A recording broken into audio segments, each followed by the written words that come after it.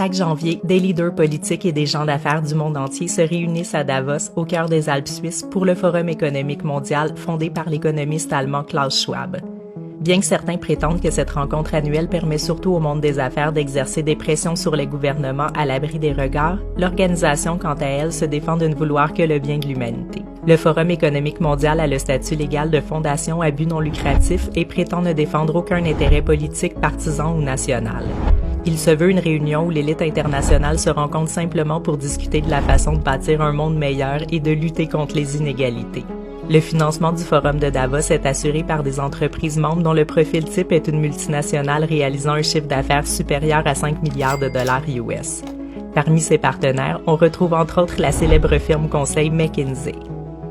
Klaus Schwab est un ingénieur et économiste allemand et auteur de La Grande Réinitialisation, un livre se voulant un outil de planification économique.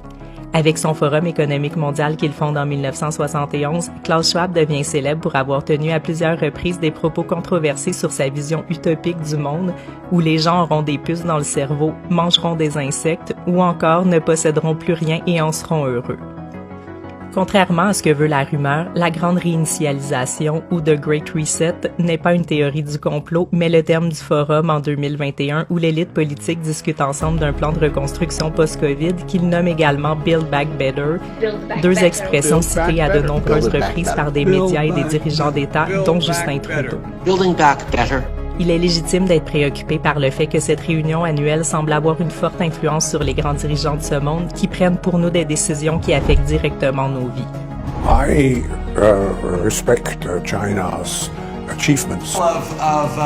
Admiration I actually have for China.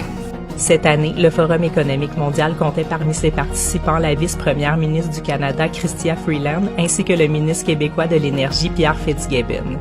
Cette récente réunion avec l'élite mondiale des sphères politiques et économiques aura-t-elle un impact sur les décisions qu'ils prendront pour nous au cours de l'année à venir?